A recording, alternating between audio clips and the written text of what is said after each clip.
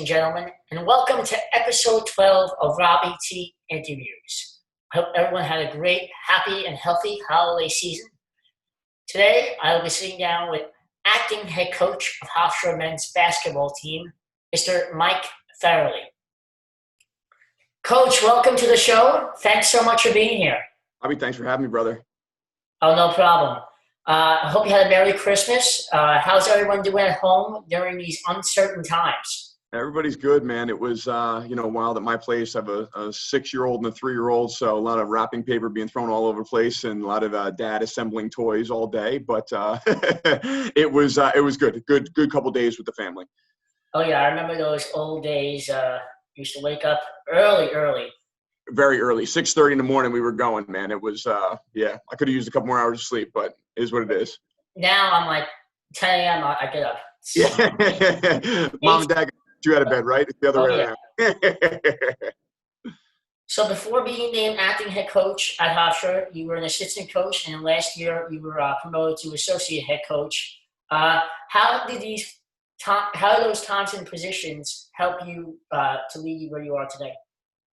Yeah, a ton, Robbie. It's until you get in those shoes, you don't really know. But thankfully, I was lucky to have Coach Mahalik to help guide me and to help give me a lot of responsibility as I was kind of going through and building up and working through in my career. And you just see so many things in spending all that time as an assistant, both at Mount St. Mary's, Niagara, and obviously now here at Hofstra. So just invaluable experiences. And as an assistant coach, you do so much scouting, you watch so much film that you get to see the way that other people do things, in different defensive schemes, offensive plays, things of that sort that you learn to grow and like. And you always kind of have that list together of saying like, oh, when I'm a head coach, I'd like to do that, and stuff like that. So, but unbelievable experience, and obviously getting to learn from Coach Mahalik, one of the best in the business, has been just completely invaluable. Speaking of Coach Mahalik, I did my research. You've been working with him since 2011, 9 years. That's actually a really long time. In those 9 years, what has he taught you, and how has he prepared you for this great position that you're in today? I mean, everything. I'm only here, in this industry at this point because of Coach and being with him. I find all these sayings that I'm coming out and breaking out to the team or things that he would say a lot, obviously when you've gotten to work with somebody who's been in the business for so long, been so successful for so long, had so many great teams, NITs, NCAA tournaments, did unprecedented things at Niagara. And then obviously, what we built here at Hofstra, you just try to soak all that stuff in, you just try to be a sponge and take those notes and, kind of think about how he's handled different situations, whether it could be, somebody being late for a workout, or somebody, upset with their role, on the team and things of that sort. So you're trying to, you look back and he deals with everything so well, was whistle for a reason. He's done a lot of the right things. So you just try to emulate that. So I just try to steal as much as I can from Coach. He's amazing. Yeah, I know Coach for a while, and he's a great leader and a great person to lead by. So exactly. I can imagine working with him. You know what, Robbie, you're so right. It goes over and above being a coach. It's the way that he is as a person and the way that he sees everybody, whether it's the players, whether it's the managers, everybody that works at Hofstra, the fans, everything like that, all his interactions with people. He really makes people feel special, Yes, I was just about to say that. He has a relationship with everybody, and I think that's rare in the business, You look at other coaches, I don't know if Coach K has a relationship with the head strength conditioning. I think Coach has a relationship with everybody, and I think that really matters. It really does, and obviously it goes back to him, like I said, being a great person before being a great coach and the way that he deals with everybody. But, and I think that's one of the major things that I learned from him. I think when you get when you're an assistant coach, you're just like tunnel vision of like, hey, this is my next scout, or this is the guy that I'm recruiting, and this is the trip I'm taking next week, or I have to work with this guy on a shot, or this kid has this assignment to do that I have to help him with. You get a little bit too much of that tunnel vision, but one of the moves as you become a head coach, I think, is you have to be, oversee a little bit more. And coach just did an unbelievable job of overseeing everything and then having those valuable relationships, both on campus and off of campus. So seeing him in those spots was unbelievable and really a great learning experience for me. Yeah. So going back to last year, you had a great season. But if anyone's program was most affected by COVID, I think Hofstra was definitely among the top list because you were won a CAA title and we're going to the NCAA tournament for the first time since 2001. But COVID canceled that tournament, so you were unable to go. How did this impact the team last year, and what impact, if any, does it have on the team this year?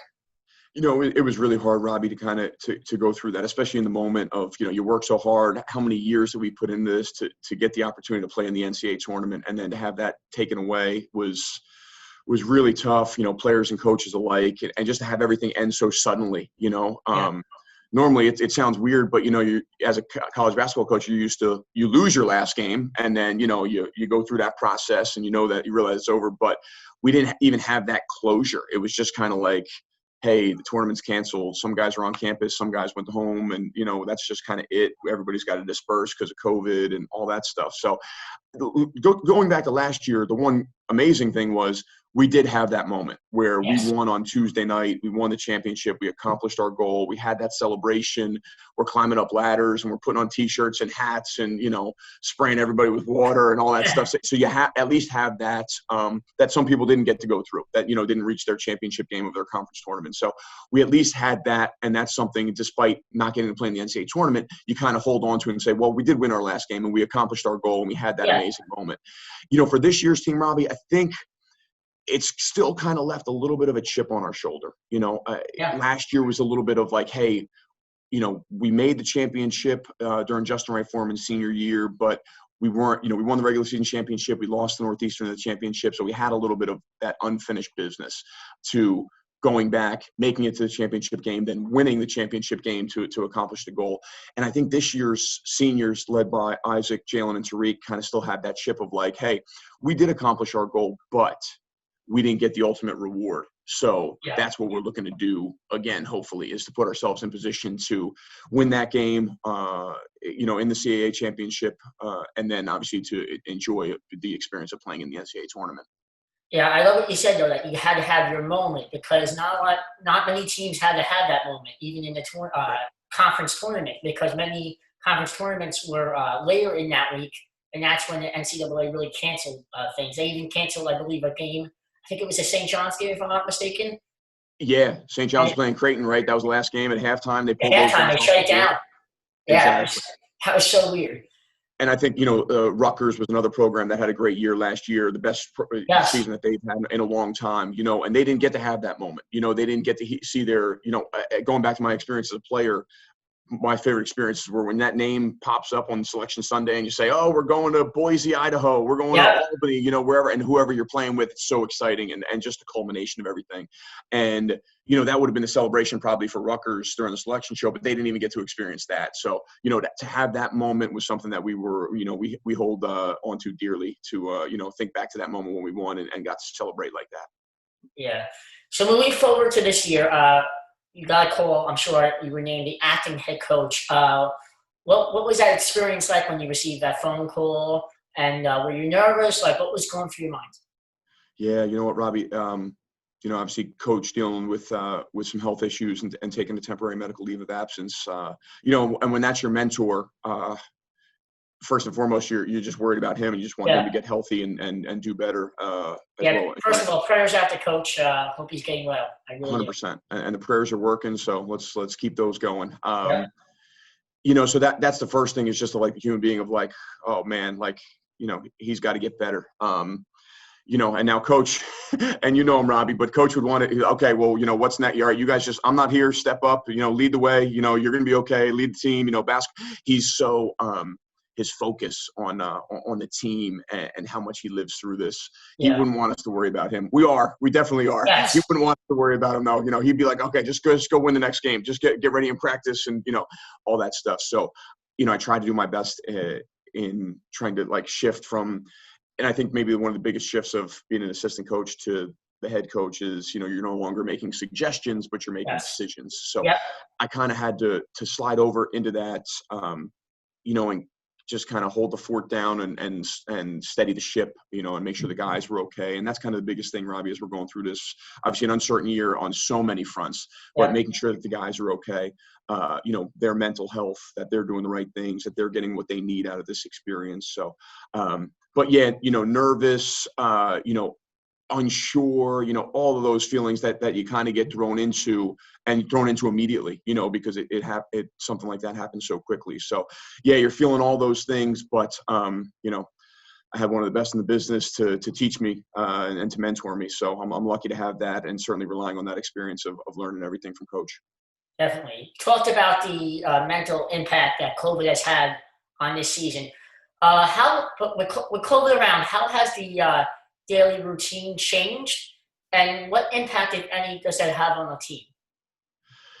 Yeah, that's a great question, Rob. Just even we didn't have summer school or fall workouts, so we normally had these guys for 6 or 7 weeks in the summer to kind of get them acclimated to college, especially the new guys, so we didn't have that at all, which made it harder for some of the young guys. Guys were at home without places to work out. So that made, summer and fall pretty difficult. We kind of had to tier it back up. At the beginning, it was, okay, we're not working out. Okay, now we're just doing strength and conditioning workouts. Okay, now we're just working out with one coach and one player, and kind of had to build back up towards practicing. So very unusual off season for sure. And now guys are still lifting and they're wearing masks, and we're coaches are wearing masks on the court, and obviously during games, and our bench configuration is different. And you're sitting apart, all that. So it is very different. But I think the one thing, Robbie, it's now we're back to playing games, and that gives us a major sense of normalcy. When you're kind of on that court, despite wearing a mask, everything else is the same. You're playing offense, you're playing defense, you're competing, you're out there trying to win. So whether it's day to day in practice and trying to get better, or on the court during games, none of that stuff is super different, other than just the appearances of wearing a mask. But our guys have done really well of following the protocols, both on campus and athletically, to do a really good job with that. So hopefully we can keep that up and not have any issues during the rest of our season. Yeah. But the objective is just to get the ball in the hoop, right? Everything else is the same. Yes. So you received this season your first head coaching win against Farrelly Dickinson, 73-58. What was it like getting your first win as a head coach? Man, well, it didn't feel good at halftime, Robbie, because we were down by 9. So I think it was 40-31 at halftime. We were not playing well. So I guess that's the one thing I'll take out of it. Whatever I said during halftime, I guess worked. So no, what, the guys we didn't play the way we needed to in the first half of that one. The guys came out with the right energy in the second half and did a great job. To get a first win was awesome. And one thing Coach always says is, how hard it is to win one game, and people, how long they wait for opportunities and not getting opportunities. So to get a win was amazing. It felt great, but credit to the guys for the job that they did, especially in the second half, coming out with the right mindset and energy to make sure that we took care of business. Yes. So speaking of non-conference games, you just completed non-conference play, and you arguably had your biggest win of the season so far against Richmond, beating them 76-71. What impact does this win have on the team, and impact on the rest of the season? Yeah, it was big, Rob. They were top 25 in the country, ranked really highly. So, we kind of went into to that game saying, hey, if we play the right way, we can beat a nationally ranked team. We're as good as those guys. We have to play the right way. And the one theme that we've had as a team is playing all 40 minutes. We really hadn't put together a complete game. And there was maybe a 2 or 3 minute stretch in the Richmond game early on in the second half where we maybe didn't have the right energy, but we got pretty close to playing a 40-minute game. We hadn't done that against Monmouth. We didn't do that against Stony Brook. We didn't do it against FDU, Iona, certainly. So getting to that point of really close, that's what we've been preaching. Can we bring the right energy and play the right way for 40 minutes? And Richmond, if we didn't do all 40, we got really, really close. But, it shows how good we can be, that we can compete with anybody and compete with these nationally ranked teams and do it at Hofstra. Our first nationally ranked win since 2006, which was pretty awesome for this program and the university. And a great springboard, too, as you head into conference play. and say, okay, we were picked first in the preseason poll. Yep. We're heading into conference play next. This kind of gives us the confidence to say, hey, this is what we can be. But also at the same time we can also lose any game that we play if we don't approach it the right way. And we are a little bit of the hunted. And, when you get to this point in the season, the preseason polls don't really make a difference anymore. Every team has a resume now, and now they're a living, breathing thing, not just on a piece of paper that they were before the season. So, and that was the message after the game of like, hey, when we play the right way and play all 40 minutes, we can beat anybody. But if we don't, we can also lose to anybody. So we have to bring it the right way every game. And if we do that, we have a chance to be pretty good. Any given day, right? Anything can happen. Yes, exactly. It goes back to even last year when you beat UCLA on their home court, which is absolutely amazing. It just shows, what we're able to do here, whether it's, UCLA, nationally ranked win at Richmond. We have really good players. And when we play together and play the right way, we can do special things. Yep. So you finished non-conference play with a record of 4-3. What are your overall thoughts on a team after non-conference play? And from now until you start conference play, what would you like to improve? So, everybody would want to be 7-0, I guess, right? I wouldn't be a coach if I said I'm happy with 4-3, right? You're not. The one thing I think that we are happy with as a staff, Robbie, is just the way that our team has grown and gotten better. Again, a little bit late getting into the season because you missed the summer and the fall and everything like that. So when you look at the development of Kayvon Kramer, one of our redshirt freshmen, the way that David Green, another one of our freshmen, has improved, the development of Caleb Burgess, the way that some of those guys have come along through the non-conference schedule.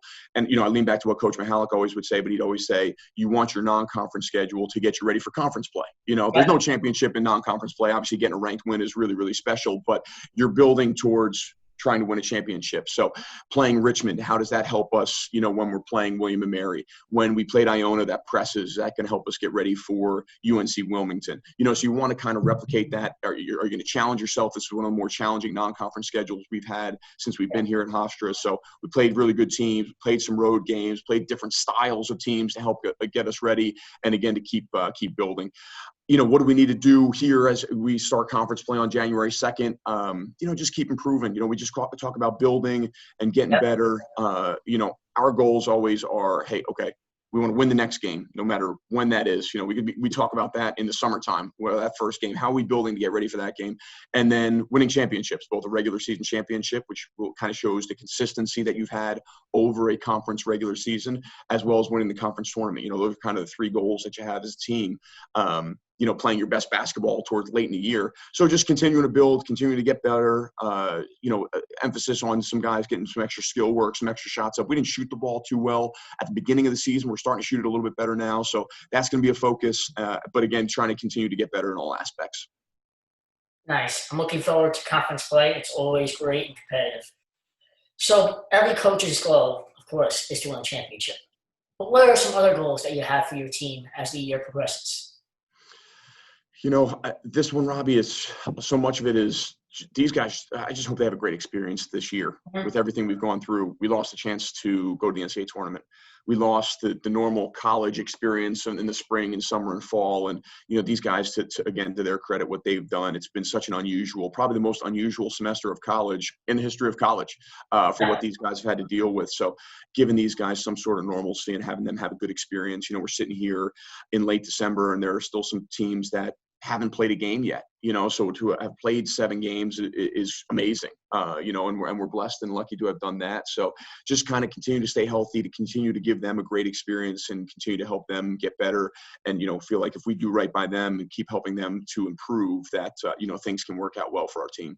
Yeah, I think them being able to play basketball is huge right now. Just to be able to get out there and exercise and just getting even the fresh air, getting out of the house, Exactly. Not just sitting in your dorm room all the time, having that outlet and doing what you love. When we lost so much and people are in situations now where they don't necessarily get to do what they love necessarily. So to be in that situation now where you can get out in the court and do what you love the most, it's pretty great. And we have to cherish those opportunities, because it can be taken away. You never know. We've seen with some of the losses that we've had during this time, and you got to take advantage of every opportunity that you have. Yeah. Now, Coach, what do you hope to gain from your first season as a head coach? And it's just an unbelievable learning experience, especially during a time like this, so unusual and everything else we're dealing with. So I should be taking notes to write a book or something like that. But it's been a great experience.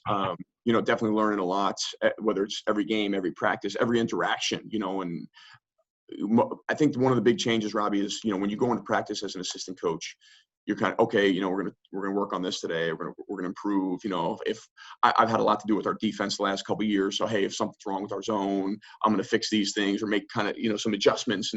But you have to be so much more intentional and focus a lot more on the bigger picture and the motivation of a team overall. So it's like, hey, what messaging are you sending to your guys before practice, during practice, after practice, what's flowing through the course of your program. So that's been a big learning for me. And I think it's something that you'll continue to learn. And again, it's almost like that on the job training where you don't necessarily know what it's like before you get in this position. Like I said before, lucky to have coach and learn so much from him. But right now you just learn so much every day. That learning curve is so high, and just, continue to grow and develop in my role as well. Awesome. I look forward to seeing what the rest of the season holds. Now I'm going to do something what I call the lightning round. For the following questions, they're just fun and simple. I just want one-word answers, okay? Okay, you got it. All right, first question. Favorite player you ever had the pleasure of coaching? Oh, you're trying to get me in trouble with the first one, Robbie. Oh, man, how am I supposed to answer this one? Oh, I don't know, man. Jeez, no, you're gonna get me in trouble, dude. I gotta. It's like 100-way tie for first place. All right, I'm gonna stay with that. I know my favorite player I've ever seen at Hofstra is probably Justin Foreman. Okay. Yeah, but if I say Justin, then DeJour's gonna be mad, and Wanye's gonna be mad, and Ian's gonna be mad, Brian Bernard, all these guys. So I'm gonna. It's a 100-way tie for first. All right, I got it. I understand. All right, second question. Favorite professional basketball team? Knicks. Yeah, man. I got my kids Brooklyn Nets jerseys for Christmas, man. I'm trying to get them onto the Nets. It's a life of misery right now for the Knicks. Yeah. Hopefully we can change this around with Tibbs and new management. But yeah, Knicks. I'm a diehard Celtics fan, so that loss the other day to the Nets was really heartbreaking. That was rough. All right, third question. If you won the lottery, what would be the first thing you would purchase? Probably a new car. All right. I've never bought a new car. I've only, had used cars, stuff like that. So I might buy a new car if I win the lottery. I'll go with that. Yeah, I say most people in the show has either said a new house or a new car. So. Yeah. Yep. Good answers. Hardest team to play in the Colonial Athletics Association. Ooh, another one you're trying to get me in trouble with. I'm going to say one, and then it's going to be bulletin board material for everybody else. Robbie, this is a coach answer right here. Call it what it is. Every team's hard to prepare for. The one thing I'm going to say, Robbie, is we've had so many battles with Northeastern, especially the last. Yes, I was going to say that. Yeah. So it's probably them. We've had a ton of battles with William and Mary too. Northeastern. Coach Cohen up in Northeastern, such a great coach. He always throws out some different stuff against our zone, and the way that they're always prepared against us. So I'll say Northeastern, but they're all hard to prepare for. Yeah, Northeastern, we played twice in the championship game, right? Yes, each of the last 2 years. So we've played them 6 times in the last 2 years. So we know each other pretty well and have had some really good battles with them. I believe their point guard was drafted this year. Jordan Rowland? Yeah, I'm not sure where Rowland is right now. He was first team All-League. He had an unbelievable career, man. One of the most unbelievable shooters. I think he's in Charlotte. I think if I'm correct, believe he was maybe undrafted and was signed with Charlotte. Okay, gotcha. Yeah, our league's had a ton of pro talent. Nathan Knight with the Hawks right now. He's playing there. Grant Riller got drafted last year in addition to, Justin and then Jarrell Brantley the year before with the Jazz. So our league's seen a lot of NBA talent the last couple of years. Yeah, it's great to have talent, so spread out and not just in one spot. I really like that. And certainly, and we got to mention Elijah Pemberton now too, who's playing with the G League team with the Warriors. So hopefully he gets his opportunity. Hard work pays off. I see him working out all the time, and hard work really. Absolutely. All right, favorite film. I'm not really a movie person, Rob. All right. You know what? You know what movie I love? And man, this is you've probably never seen it, but it's a basketball movie from the '90s called Blue Chips. I've seen it. Yes, Nick Nolte. Okay. There you go. It's like the corrupt, the coach who's losing and goes corrupt, and Penny Hardaway's in, and Shaq, and it's a fun one, man. So I'll go with that. It's a lame answer. It should be something more profound, but that's what I'm going to go with. Oh, it's a great basketball movie, so I understand. All right, name one item you cannot live without. I'm supposed to say my wife, right? Well, item. Item. Okay. So we're not going to. Would be harder, right? Because you got your 2 kids. Yeah, I got to say the whole family, right? Tied. Item.